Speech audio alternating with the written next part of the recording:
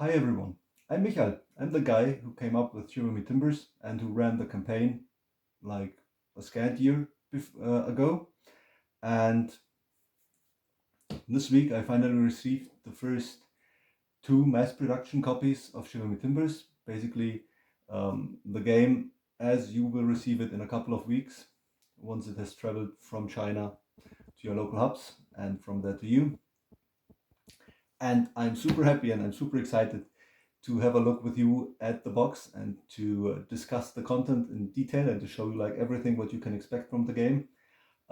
Yes.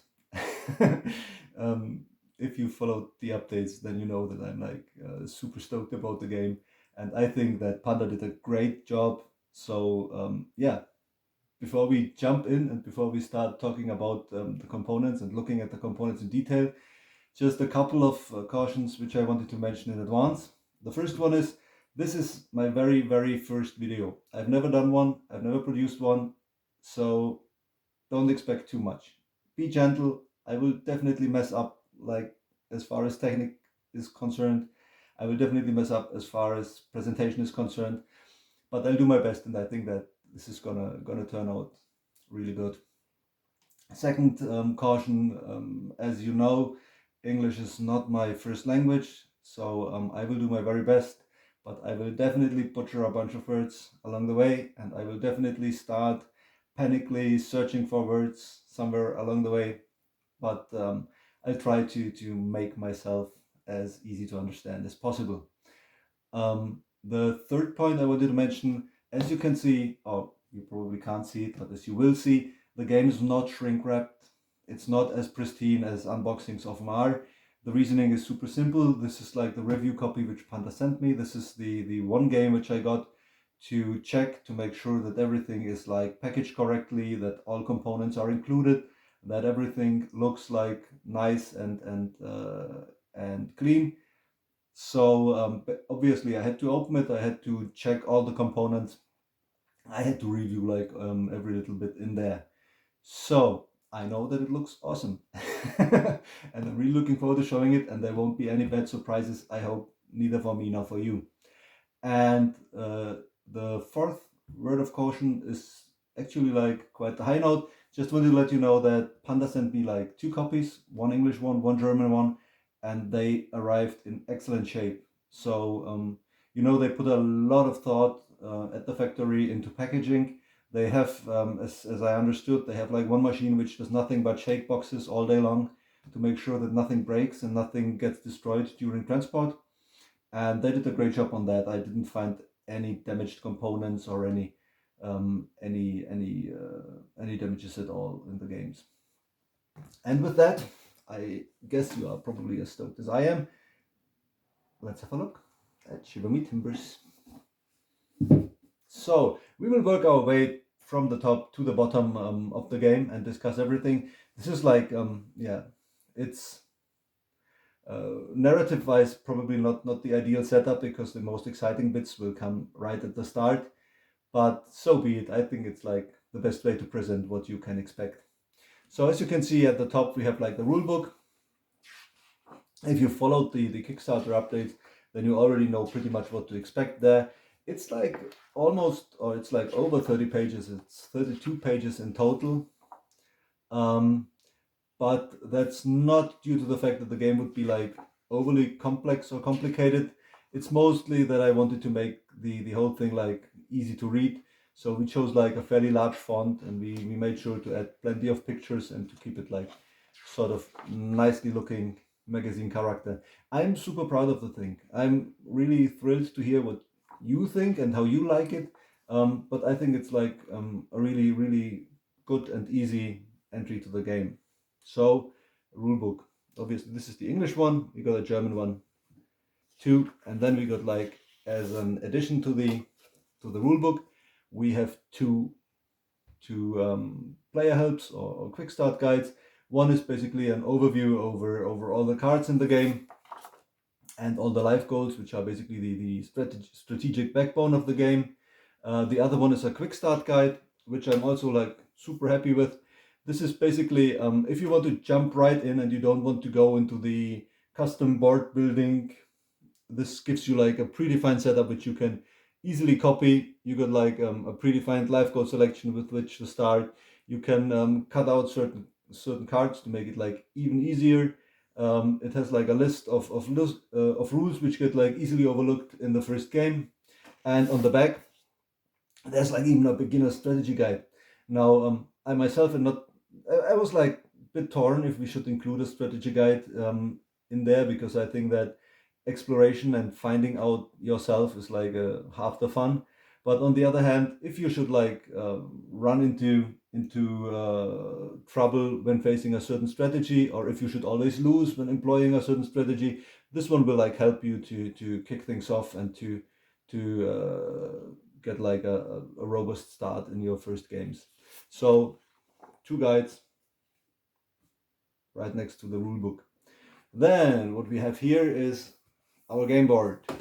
Now the game board, or this is like more of a scoring board. Basically, this is where you will place the life goals, and where you will track who has achieved which life goals.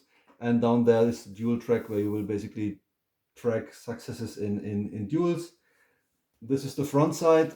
On the back side, we have like a slightly modified version, which includes all 10 life goals if you should decide to go for the epic game variant, and if you should try to face your friends in an epic game vying for all 10 life goals. So this has been like produced on what Panda calls ultra high density gray stock. I think it's like 2 millimeter super dense cardboard, which should not be prone to any kind of warping, of twisting, of any of the issues which you run into with your game components from time to time. The ultra high density gray stock is what we used for all the cardboard components. It's been used for the punch boards, which we will see in a minute. It's been what we used for the player boards. So the game should really stand the test of time and remain kind of in impeccable shape. Okay, and with that, here we are. Let's have a look at the top layer of the box, which includes, as you can see, our pirate ships. So now we have a lid, because we just don't want things to get damaged and to move around too much during the transport. And then up here we have like a bunch of compartments for the ships, where the ships are. Now let's have a look, because those are obviously like the secret star, or not the secret star of the game. Let me catch this one, because I think it will be really easier to track what we are talking about up here. So one thing which you can see right away is that our friends at Panda in the factory have pre-assembled the ships. So basically, like, all the cargo extensions are in there, all the little cargo wheels are in there, all the cannons are in there. This is like 2 huge advantages. One is that it's like way easier to transport and to make sure that nothing gets lost or nothing gets damaged during transport, because you basically transport like one solid unit. The other big advantage is that it makes it very easy to track if you have like assembled all components, and to make sure that nothing gets lost during the transport. So what's so exciting about this? Now if I take this ship, and you can see like all those little wheels are set to white, so you have like your ship filled to the brim with sugar in this scenario. We can add the sails too. You see we have 3 sails, each one neatly slides into its own place. So this would be like a fully built ship in the game. Now let me just take this, put it upside down, shake it like a madman, shake it like this, and you will see we still have like all the discs are set to sugar, so nothing has twisted, nothing has fallen out, everything is neatly in space, everything is super easy to unassemble. If we should decide that we want to switch our wheel because we have sold the sugar and now have like 1 cocoa, we can do it still. We can once again shake it, we can hold it upside down, nothing will happen. If we want to remove a cannon, we just put it out, we put it in, it won't fall out. This is like super awesome. If you could just imagine how many iterations of those ships I went through over the past, I don't know, like 3 years maybe, and every single one had like some issues. But those don't. Those are just like perfect, and I really, really adore the job that Panda did on those, because they are easy to handle. They are super robust. You know, if you play and someone like hits the table, or I don't know, like, you know, if you like move your ship super fast, let it slide over the table, you can still be sure that none of the information gets lost, nothing gets damaged, everything stays in shape. So I just can't tell you how happy I am that those turned out the way they did, because yeah, if you've yeah, because we've heard like that those were impossible to do right from a bunch of people, and yeah, this is like very, very satisfying, and I think you will really, really love them. As you can see, we got like a yellow one, a green one, a blue one, and the red one.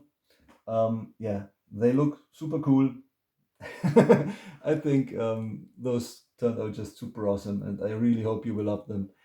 And I really think they are like one of the things which make the game so special. They are obviously, I mean, they pop on the table and they are just really, really sweet.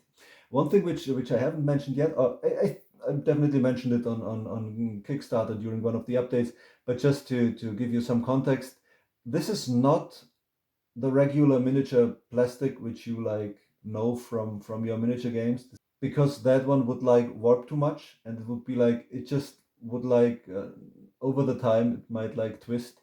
You know, when you buy a game and you got like 20 orcs in there, and um, half the swords look like bananas, and half of the guys are falling to the left or falling to the right. We couldn't do that with those ships. We really needed some material which would like stay in place and stay robust over the years. So we used like a very bristle and hard plastic. It's the same plastic which is used, for example, in Twilight Imperium. So if you like know the miniatures from Twilight Imperium, then you know what to expect. This is a bit more bristle. It's way lighter, but it's like, yeah, you really learn to appreciate it if you play with those. And with that, just to make sure we don't forget it, we got another miniature in the game, which are our dueling pirates down here. Got like a tiny little compartment for them own. We have an attacking pirate and a defending pirate. Those are the guys who will be moving on the defense track of the on the dual track of the scoring board. Yeah, really like how those turned out too. Really looking forward to painting them too. And now if you have like a look at the compartment as it is, you can see that we have like a bunch of empty smaller compartments up here.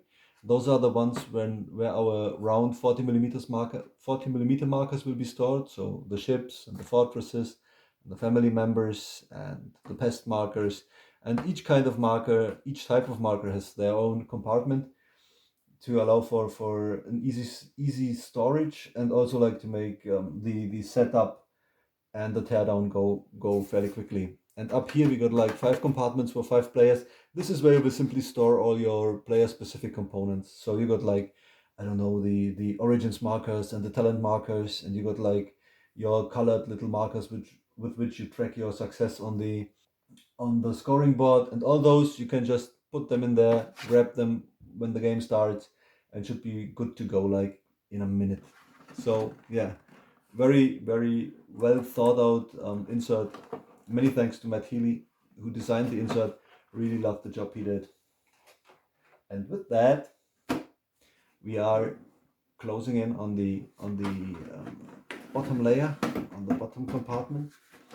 Let's move it up here and let's have a look. Now, as you can see, this is the deluxe edition of Shiver Me Timbers.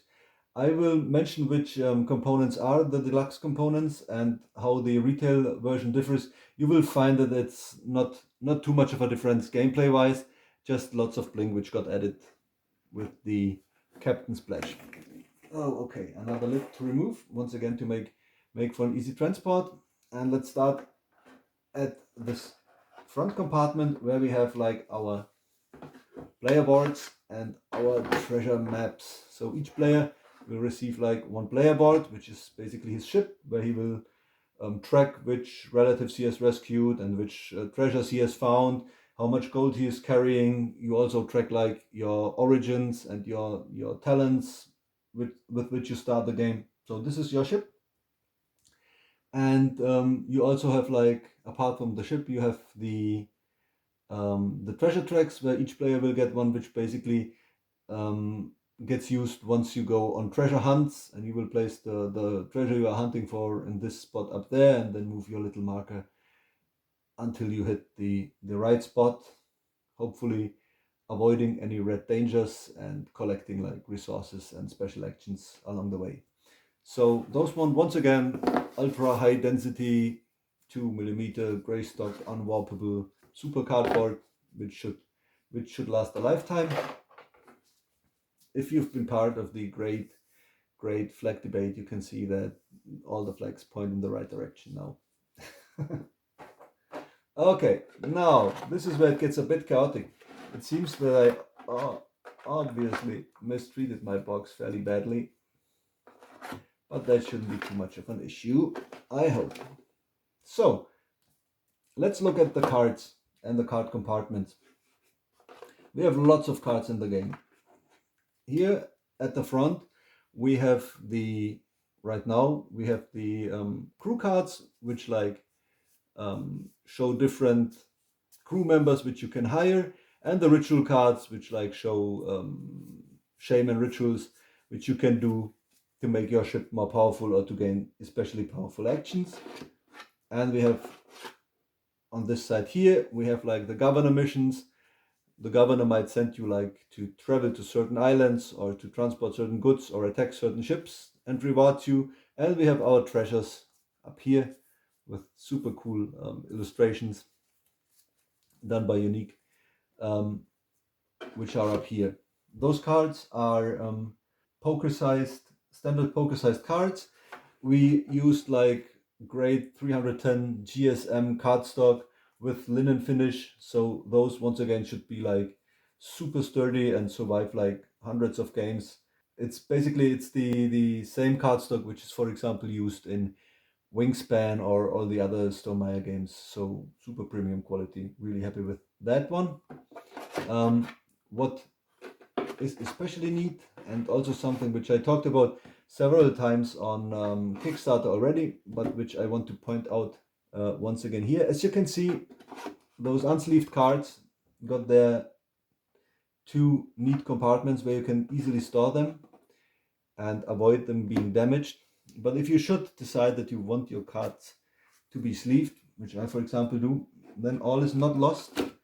There's a dedicated compartment. You know, if you store them like vertically, then the compartment is tailored to unsleeved cards, and if you store them like horizontally, then the compartment is tailored to fit those sleeved cards.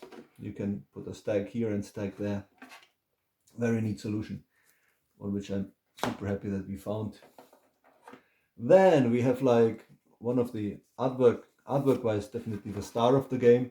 We have our life goal cards, those large tarot cards, each of which represents one pirate life goal. Those once again on the same great stock we have over here, and the ones which really I think tell each of those tells like a great story, and I can only recommend looking very closely at them, because there's like so much hidden detail in there. Like, for example, if you got like the Scourge of the Seven Seas, which rewards you for destroying 7 ships, then you will like find multiple instances of those hidden sevens, like the 7 coins nailed to the mast, or the 7 hearts on the Jolly Roger's dagger. So yeah, Unique put a lot of thought into those, and I really appreciate the great job he did. We also have tarot cards for player helps, which basically summarize the actions which you can take. And finally, we have those mini cards. Again, same cardstock, same quality. You got like the duel deck, which you use to do your duels. You have the special nobility rewards, which you are granted once you become a noble. You have the monster deck, which you use to fight monsters. You have like an event deck. And finally, you have the missions the love of your life will send you on before she marries you. All in all, I think around 90 cards. And once again, we have like the same smart, neat system where you can store them like horizontally if you have them unsleeved, or vertically if you have them sleeved, and they will always fit in and be super neatly stored. So yeah, those are the cards. Lots of cards.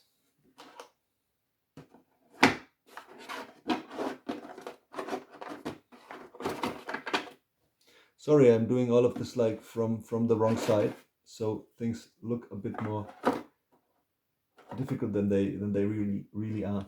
Then here in the middle we have like a kind of like a bit chaotic, messy compartment with some small parts, which are nevertheless worth mentioning. This is stuff like the damage markers, which you use to track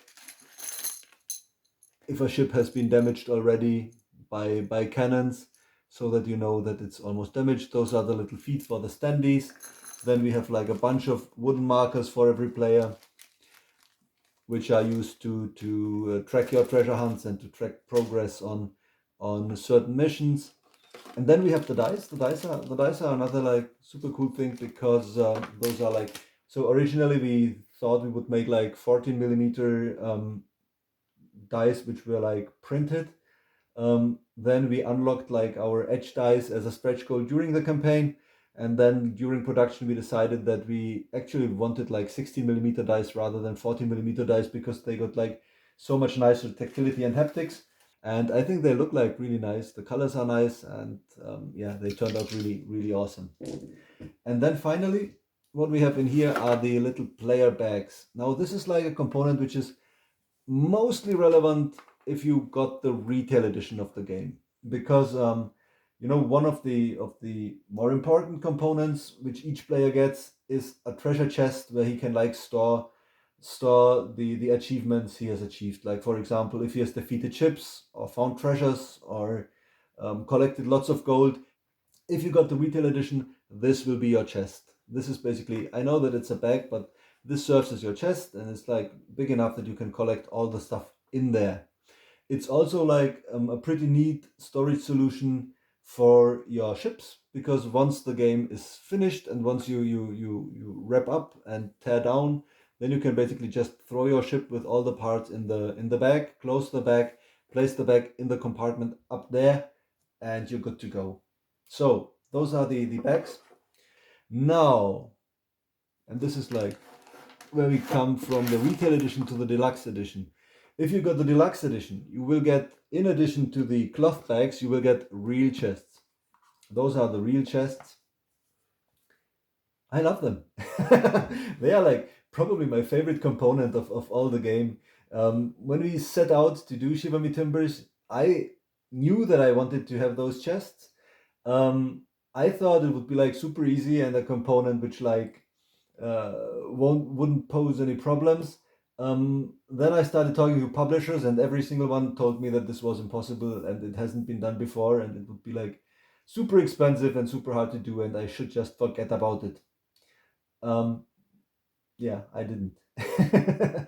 Now, these chests are basically what I just explained about you collecting your treasures and your achievements and your gold during the game in your chest. If you got the deluxe edition, you can use a real chest for that. This is this one. There's like one for each player. Another like really neat thing about them is that once you wrap up the game and you're ready to go home, what you can do is you can basically reduce your ship once again to your standard. At the start of the game, you will always start with a ship which has like three cargo inserts, so you can basically reduce your ship to three cargo inserts at the end of the game. Then it will have like this size. Then you can put away the sails, and you can place your ship and the sails and all other ship parts in there like this. You can close it, you can put it up there, and it's safely stored for forever. So this is basically, if you got the deluxe edition, then this is where you will store your ships, and then up here in this section is where you will store your other player components, and you're good to go. And if you got the retail edition, then you will simply put your ship in your bag, and then place the 4 bags in here and get the ship components in the same top compartment. And once again, you're good to go. So those, yeah, still not finished. There's still more goodness to come. So those are the chests. Now the next final deluxe component are our coins. So those are our coins. They are like, whoa. They are so heavy and they are like so massive. You won't believe it. I mean, yeah, if you just compare the weight of the retail editions and the Captain's Pledge editions, you will see how much weight basically just those coins tend to add. So now another thing which I think I explained a couple of times already, or I talked about a couple of times already, because I like talking about those coins a lot on Kickstarter. But just to summarize it, basically, I knew I wanted to make cool pirate coins, but I also knew that coins have been like metal coins have been like done to death basically already, and basically every Kickstarter has like their own kind of metal coins, and we wanted to do something special. And what we came up with is basically pirates used to have like a cool tradition where whenever they would like plunder and pillage and collect those huge Spanish doubloons and Spanish dollars, they usually found that it was like super hard to divide up the plunder between the crew, because they got like, I don't know, they had like 30 pirates and like 5 coins, and what will you do? Well, what they did was basically they took a big knife and they chopped their coins into smaller pieces, into halves or into quarters or into smaller bits. And that's like a pretty cool tradition. So what we did was basically we decided to do 3 kinds of coins. We got like those big ones, which represent like 1,000 gold pieces. We got those half ones, which logically represent like 500 gold pieces. And we got those small ones, which represent basically each of them like 100 gold pieces. And what's like the cool thing, if you're like even a bit like me, is that you can combine those. You can always combine 5 of those, and they will build like one of those, and you can combine all of this to one big coin. And trust me, I have played like hundreds of games on cons with the game, and whomever you give those coins to, they will invariably start to build this little jigsaw and to combine their bits and halves to full coins. It's kind of like a game in the game, which you just can't keep yourself from doing. And I think they are like super cool. Also, like those ones are massive. They are like I got big hands, and still they are like 40 millimeter coins in diameter, and super impressive. I think they have like great haptics and great tactility. And whenever you collect one of those, you really feel like you achieved something. And whenever you put one of those in your chest, the chest becomes like tactically really heavier. So that's like neat, and I really am impressed with how those turned out. Also, like one thing which I didn't even know is that Panda would deliver those in pre-washed. So instead of just pure shiny golden coins, we get this cool 2-color look, which looks like super neat. So yeah, I'm very happy we did those, and I think they really add a lot of bling to the game. And with that, we are through with the second layer of the game. So now, basically, we have like just one last bit which we can have a look at, and those are the punch boards. Now, punch boards are obviously like kind of a bit boring, but they are still worth mentioning, obviously. So, as with the rest of the components, we are once again talking about the unwarpable ultra high density cardstock, which should survive for many years. And the quality of the print is just great. This is like, yeah, as you would expect from Panda, super nice. And we have like lots of those with fortresses and family members and islands and pest markers and all the little bits you need. Also, you obviously have the cardboard coins. So if you got the deluxe version, then you will have twice as many coins. And with that, we have finally worked our way through this huge box.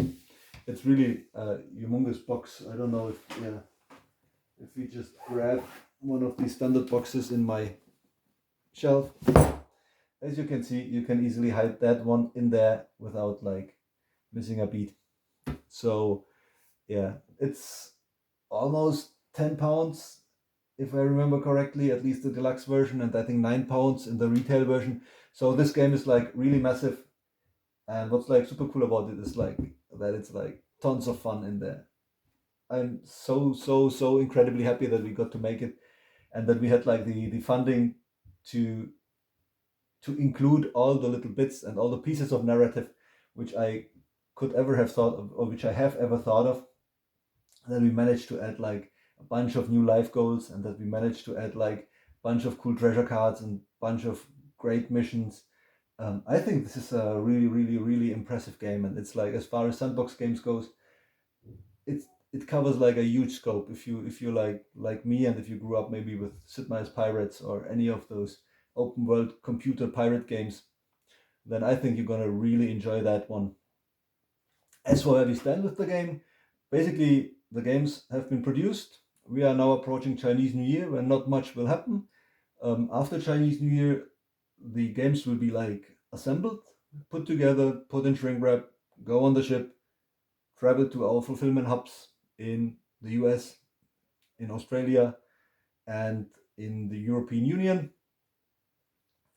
And then a couple more weeks, and you should have your games. So I really hope you like what you see. I myself am like super proud and super happy, and I can't thank you enough for making this possible. For me, this has been like a dream for many years, and the fact that it has like worked out so tremendously well is like, it continually amazes me. Okay, because I've heard that this game couldn't be done so many times that it's just like a great feeling to see that we really did it. And with that, have a great time, everyone. I really hope that you enjoyed the video. Let me know what you think.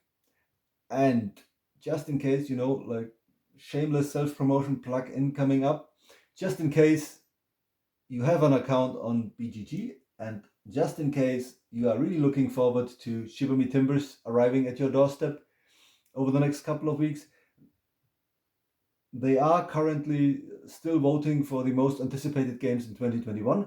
Shiver Me Timbers is on the list. We are, I think, like game 625 on page 25. So if you should be on BGG, just browse to the page, give us a green thumbs up. I would really appreciate every single vote which you send our way. And with that, have a great time, okay? Enjoy your week. I'll be back on Friday with the next update, hopefully with more photos. And that's it. See ya. Bye bye.